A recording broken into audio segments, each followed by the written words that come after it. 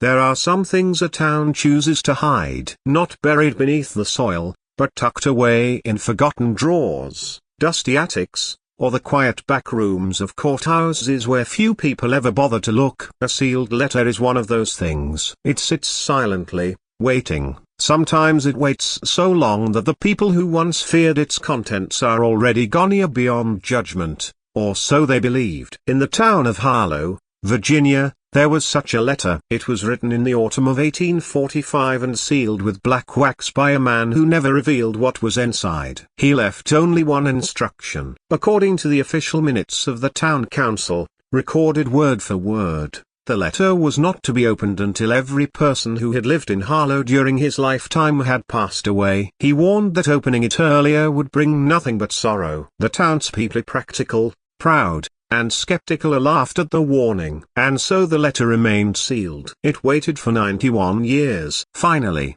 in 1936, the last living resident from that earlier time died. She was 94 years old, born in the very same year the letter had been sealed. After her death, the town clerk went searching through old records and eventually located the envelope exactly where it had been placed, inside a cedar box in the basement of the old municipal hall. The seal of black wax was still unbroken. The handwriting on the envelope belonging to the man who had written it had barely faded. On a Thursday afternoon in March, the letter was opened in the presence of 7 witnesses. By Friday evening, 2 of those witnesses had resigned from their public positions.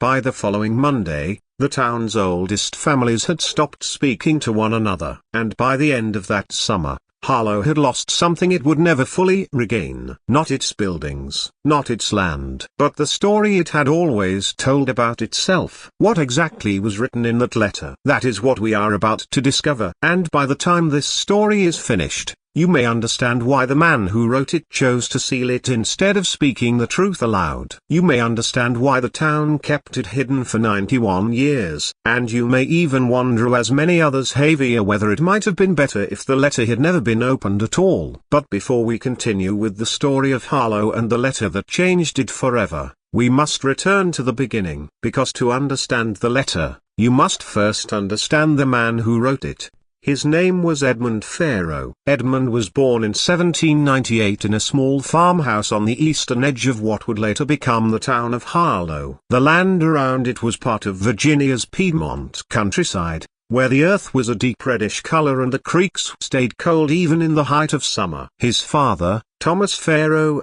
was a tobacco farmer of modest means. He was not wealthy enough to be invited to the grand houses along the river, but he was not poor enough to be overlooked at the local markets either. He owned 12 acres of land, 2 horses, and a reputation for honesty that many neighbors respected and a few rivals quietly resented. Edmund's mother, Clara, was the daughter of a Welsh immigrant who had arrived in Virginia in the 1760s. Like many who crossed the ocean in those days, he came with a stubborn belief that the New World owed him an opportunity, and he intended to claim it. Edmund was the second of 4 children, and by most accounts that survived over the years, he was the unusual one. Not unusual in any dramatic or troubling way. He was not wild, not violent, and not prone to strange visions or outbursts. His strangeness was quieter than that, more subtle, and perhaps more unsettling. Edmund noticed things, small things, details others walked past without ever seeing. And he had a habit, one his mother tried repeatedly,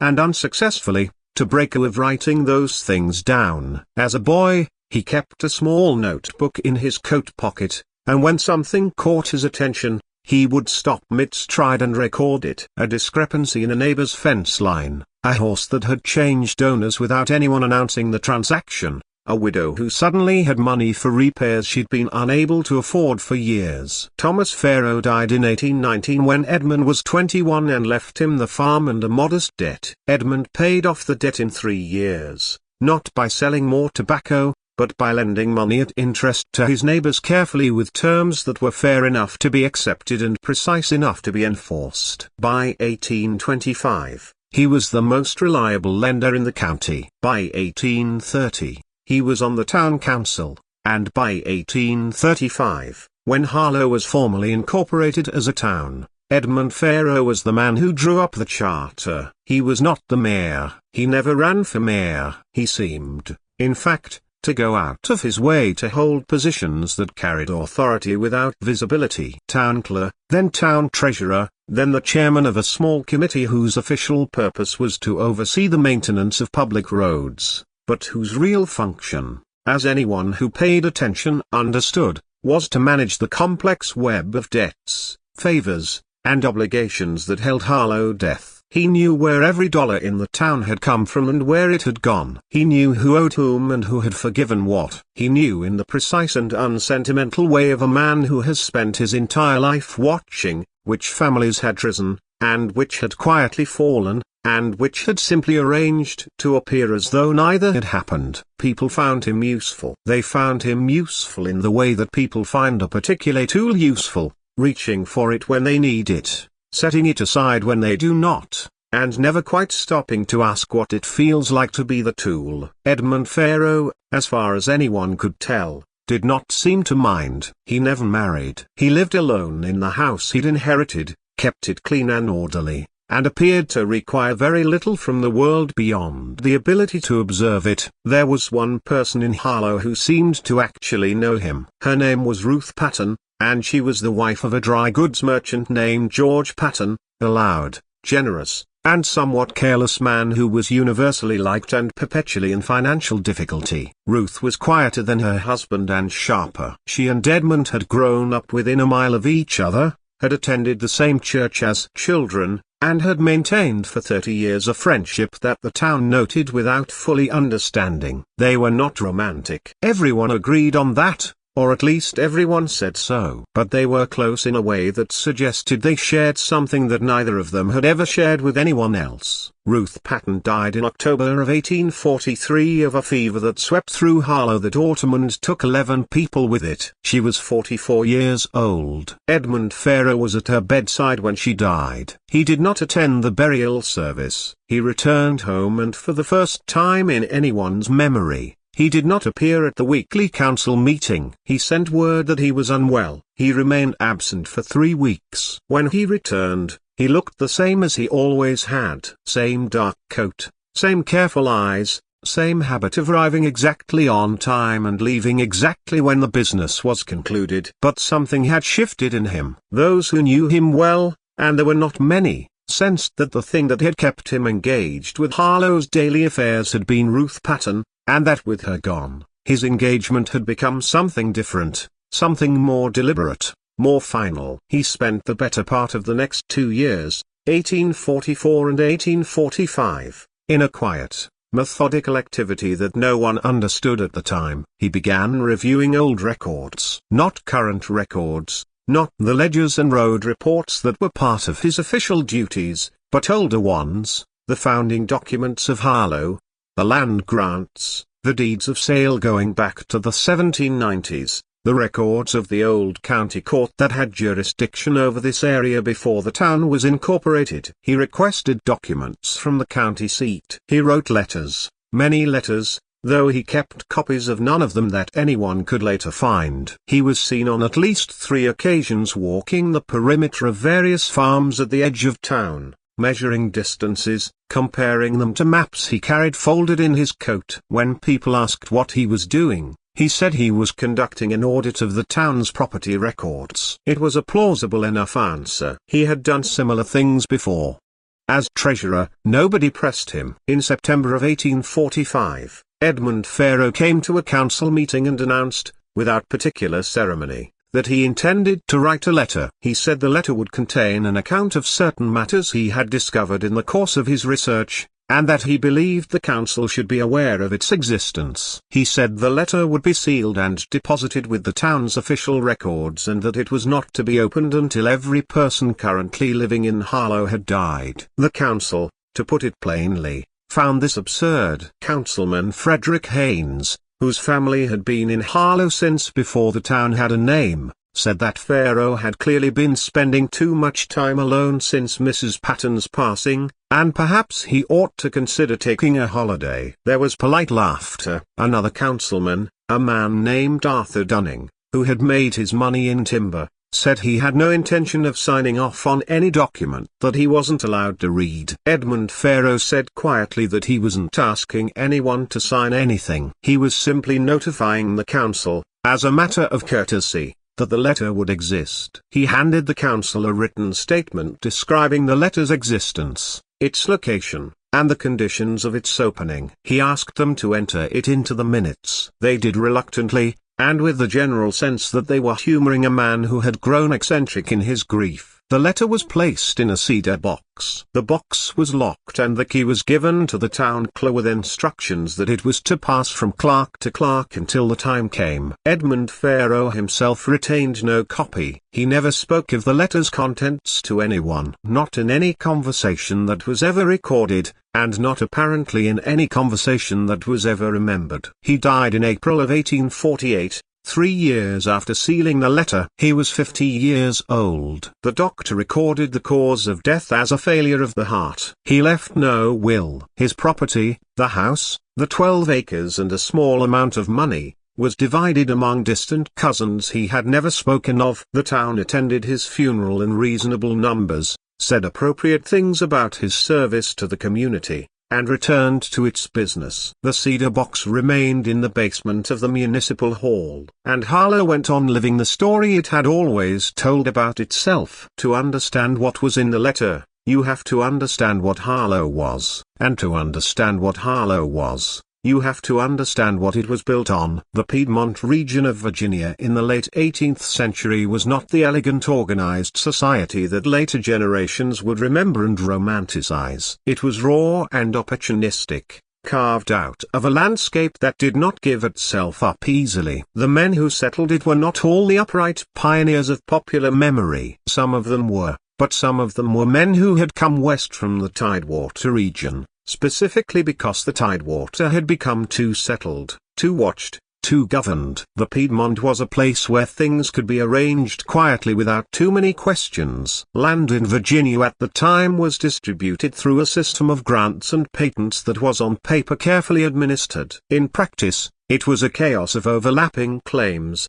fraudulent surveys, forged signatures, and outright theft dressed in legal language. The county courts were staffed by the same men who were filing the land claims. The surveyors were often hired by the very people whose land they were measuring, and the records, where they existed at all, were maintained with a casualness that made them almost useless as a check on dishonesty. The Han family, Frederick Hans forebears, had arrived in the region in 1791 with a land patent for 400 acres. By 1810, they owned The expansion was documented in a series of deeds and purchases that looked on their face entirely legitimate. Each transaction had the required signatures, the required witnesses, the required notations. The land had passed from hand to hand in an orderly fashion, except that some of the people who had supposedly sold their land to the Han family did not appear anywhere else in the historical record after the date of the sale. They did not move to other parts of the county. They did not appear in the records of neighboring counties. They did not die in the county. Their deaths were not recorded. They simply ceased to appear. Their names existed in a single document, the deed of sale, and nowhere else. The Dunning family had a similar pattern. Arthur Dunning's grandfather had arrived with a modest timber claim in 1803. By 1825, he controlled most of the timber-producing land in the northern part of what became Harlow. Some of that expansion was documented by purchases that followed the same pattern as the Han acquisitions. Transactions with sellers who subsequently vanished from all records. And there was a third family, the Carroll, who had made their money less in land than in the labor that worked it. The Carroll family had been among the earliest users of enslaved labor in the region, and their records, which Edmund Pharaoh had studied in particular detail, contained a series of transactions that, when placed alongside the county court records and the local church registers, told a story that was darker and more precise than anyone in Harlow in 1845 had publicly acknowledged. This was not taken broadly, unusual for Virginia in this period. The brutal economics of the era produced exactly these kinds of records. But the specific details that Edmund Farrow had uncovered were not broadly about the era. They were specifically about Harlow, about the families who had founded it, governed it, named its streets and filled its council seats, and sat in the front pews of its church, about the precise mechanisms by which certain families had risen and others had disappeared, about documents that had been altered, records that had been selectively preserved, and at least 3 specific events involving specific people in specific places at specific times that the official record of Harlow had quietly erased. What those events were, we will get to that. But first, let us talk about what Edmund Farrow actually found, because the letter did not simply make accusations, it made them with evidence.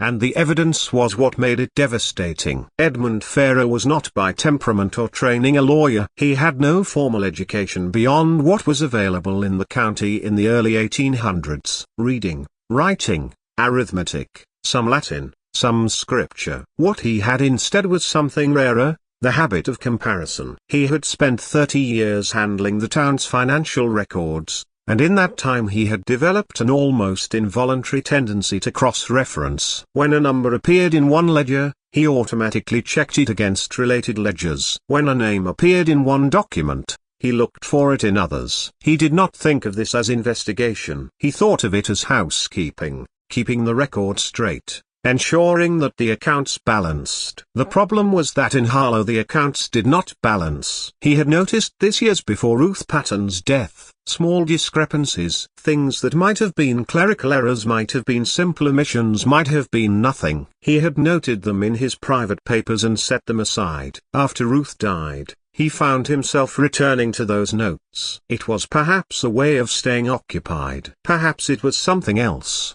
The sense that he owed it to her, that she had known things she had never fully said, that he had been too careful for too long. What he found, when he began to look in earnest, was a series of land transactions in the 1790s and early 1800s that could not be reconciled with any other part of the record. Specifically, there were 11 deeds of sale in the county records, documents by which various individuals had purportedly sold their land to the Han and Dunning families that referenced witnesses who, when Farrow checked the church registers and the tax records and the road maintenance logs, had no other documented existence in the county. They were names that appeared on a single document and nowhere else. Not before, not after. This alone might have been explained in various ways. Record keeping was inconsistent. People moved. People were missed. But Farrow did not stop there. He obtained through a contact at the county courthouse the original survey plat for several of the disputed tracts. Survey plats in Virginia at this time were required to include the name of the surveyor and the names of any chainmen, the assistants who held the measuring chain. Farrow compared the surveyors named on the disputed plat with the list of licensed surveyors recorded at the county level. 3 of the surveyors named on the disputed plat did not appear on the county's list of licensed surveyors. One of the plats bore a surveyor's name that could be matched to a real person, but that person had died 14 months before the survey was supposedly conducted. The implication was not subtle. The surveys were false. The deeds of sale that relied on those surveys were therefore suspect. And the land they described,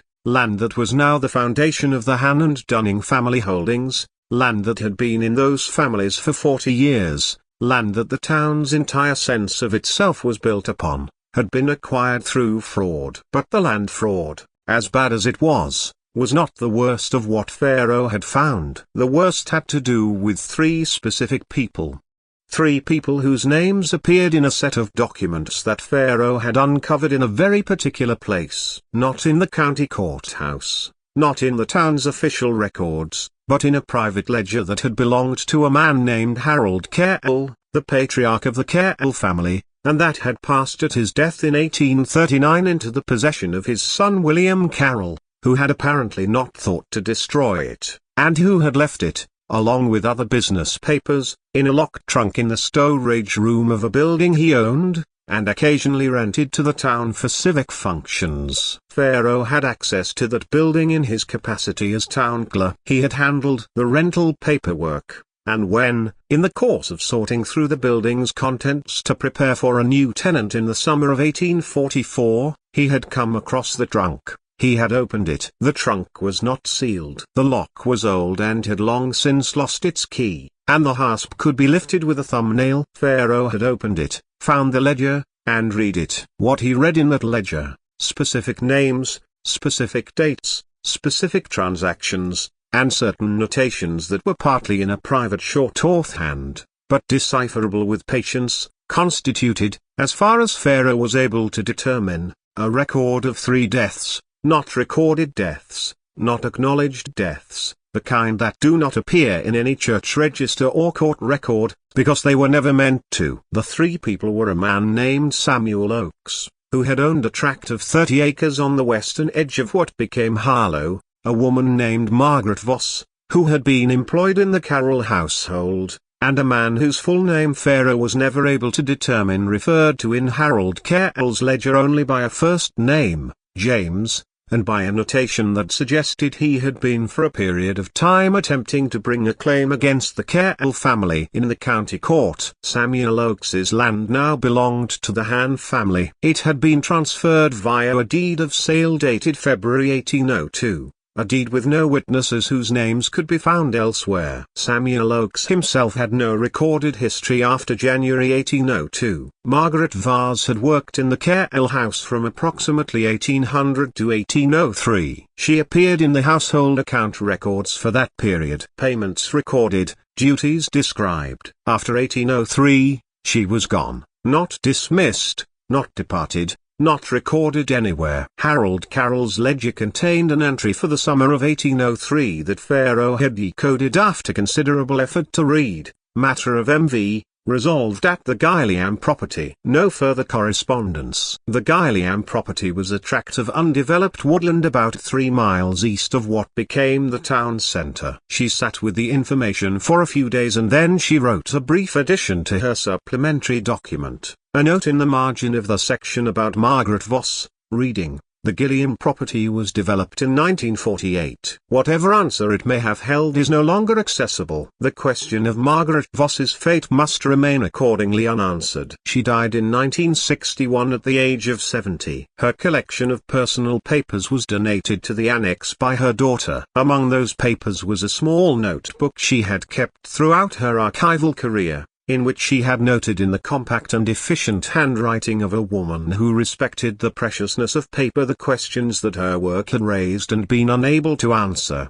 The last entry in the notebook, written sometime in the 1950s, read, "I have spent 30 years with Edmund Pharaoh's accounting of this town. I believe he was right about almost everything. I believe he was right to seal the letter when he did. And I believe he was right that the record should not remain false. I am less certain that any of it helped the people it was meant for, but I am not certain that certainty about that was ever on offer." The Pharaoh collection, the original letter, the cedar box, Dorothy Stokes's supplementary documents, the related records remained in the Harlow Municipal Archive. It continued to be consulted occasionally by historians and genealogists and the rare curious resident. In 1978, a local teacher named Harold Brandt used the collection as the basis for a history unit he developed for the middle school. A careful age-appropriate account of what the letter revealed and what it meant about how communities construct and sometimes distort their own histories. He taught the unit for 12 years until he retired. Several of his students over those years went on to study history at university, and at least 3 of them later mentioned in interviews or in writing that Brandt's unit had been one of the formative experiences of their education. The street named after Frederick Haynes, Han Lane, a short residential road in the older part of town, remained named Haynes Lane. It had not been renamed in the reorganization of 1941, and no subsequent proposal to rename it had gathered enough support to proceed. It was simply there, as it had always been, carrying the name of a family whose prominence was now attached to a record that no one in Harlow could entirely forget or entirely efface. Edmund Farrow's house had been torn down in 1891, replaced by a commercial building that had itself been replaced in the 1930s by a hardware store. There was no marker at the site.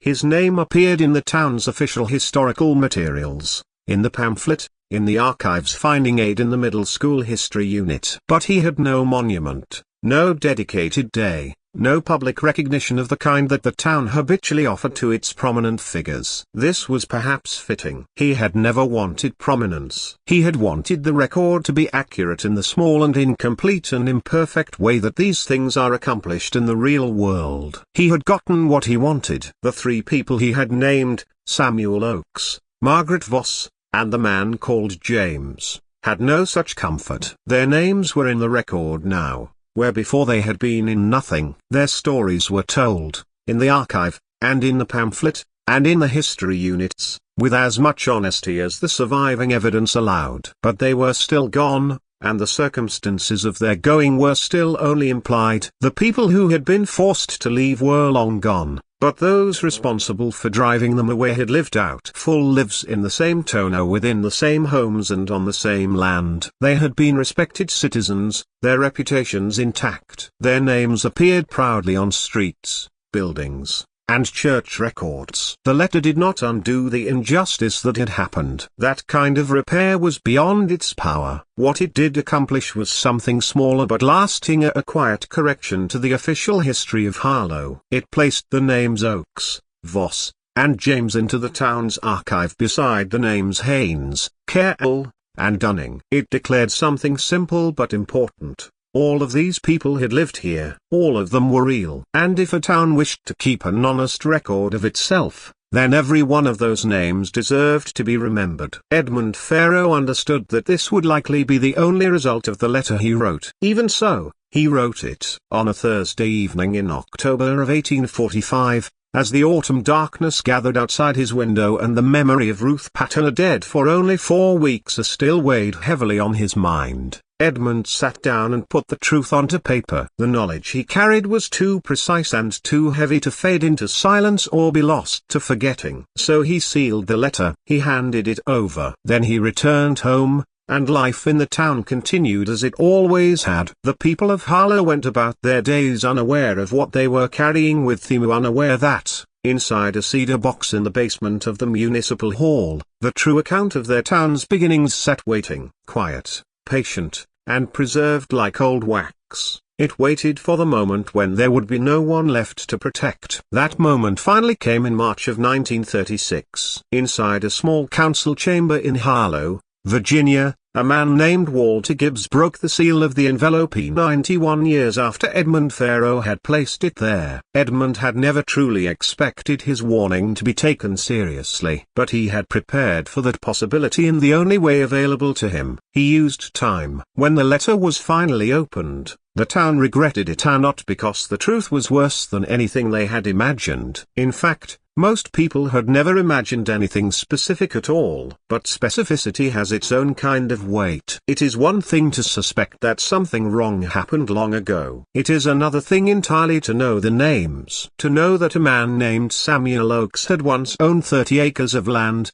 lost it, and then disappeared from the record. To know that a woman named Margaret Voss had trusted the wrong people with dangerous knowledge in the wrong household at the wrong moment in history. To know that someone named James had tried to seek justice through the proper channels of his time here and had been stopped before he ever reached them. Now those names existed in the official record. Small, permanent, exact. They were not monuments. And they were not justice. But they were something that had not existed before, acknowledgement. For most of his life, Edmund Farrow had been the man responsible for keeping Harlow's records and accounts in order. Yet the most important account he ever kept was the one he left behind for people he would never meet, a people living in a town that would spend the next 90 years unable to fully face what he had discovered. We cannot know whether the three people he tried to honor would have believed his letter was enough. Their voices have not survived. All we have is he saw written with precision,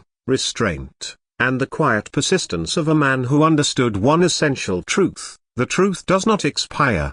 He addressed his letter to whoever, in some distant future, might be willing to receive it. If that person is you, then Edmund Pharaoh succeeded. What do you think about this story? Do you believe the whole truth was finally uncovered? Share your thoughts in the comments below. And if this story moved you, pass it along to someone who appreciates the hidden chapters of history. Don't forget to subscribe, turn on notifications, and tell us where in the world you're listening from. She sat with the information for a few days and then she wrote a brief addition to her supplementary document, a note in the margin of the section about Margaret Voss, reading, "The Gilliam property was developed in 1948. Whatever answer it may have held is no longer accessible. The question of Margaret Voss's fate must remain accordingly unanswered." She died in 1961 at the age of 70. Her collection of personal papers was donated to the annex by her daughter. Among those papers was a small notebook she had kept throughout her archival career,